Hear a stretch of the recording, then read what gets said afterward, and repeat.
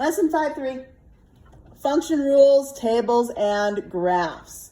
So you're going to be given a function or an equation of some sort. I think they actually in the book have it as f of x. So we'll do table of values. So your table of values, you've got your input and you'll have your output. So you have your x and your f of x. What I want your x's to always be is from -3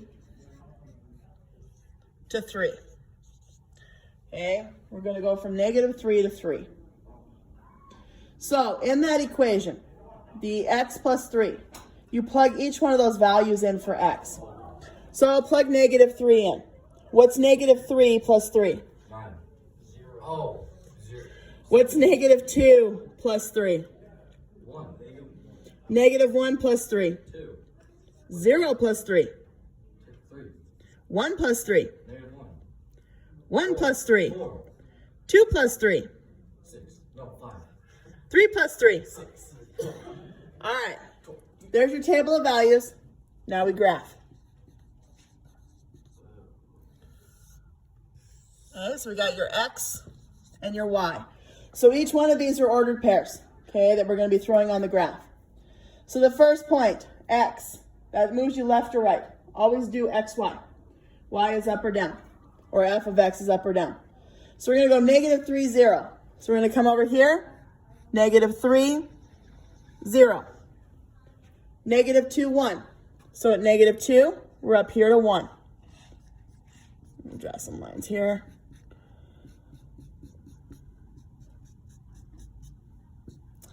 At -1, we're at 2. At 0, we're at 3. 1, we're at 4.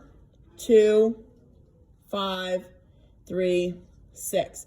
So it's going to be that linear line, okay, coming down in, which anytime x is by itself with the power of 1. So anytime you have x with the power of 1, that is always going to be linear, okay? Those will always be linear functions. Over here with the absolute value, whenever you have the absolute value of x, these are V-shaped graph.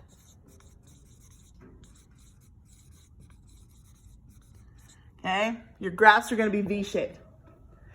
If you have x squared, these are U-shaped, and these are called a parabola. Okay, x squared, U-shaped, parabola. You're going to hear me say parabola a lot. So again, your table of values. So your x, your f of x or your y, -3, -2, -1, 0, 1, 2, 3. Plug into the equation. What's the absolute value of -3? 3.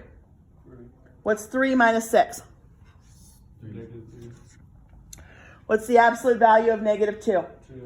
2 minus 6? 4.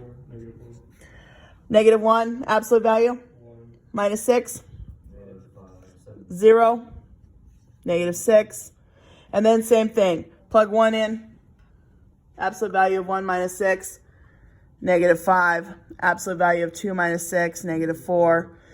Absolute value of 3 minus 6. -3. So, and then we're going to graph it. X, Y.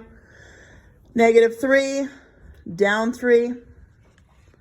-2. -4. -1. -5. 0. -6. And then we're back up. 1, -5. 2, -4. 3, -3. So here comes your V shape. And it should be symmetrical. Okay, your V shape should be symmetrical. Which you can see, this right here, if you look, the numbers are coming down. And here at this point, they come back to where they were with those first 3. That's what makes it the V-shaped. So you'll see a pattern with that. And that's what you're doing today. You're just going to do a table of values and then graph it. Okay, so I'm going to reduce the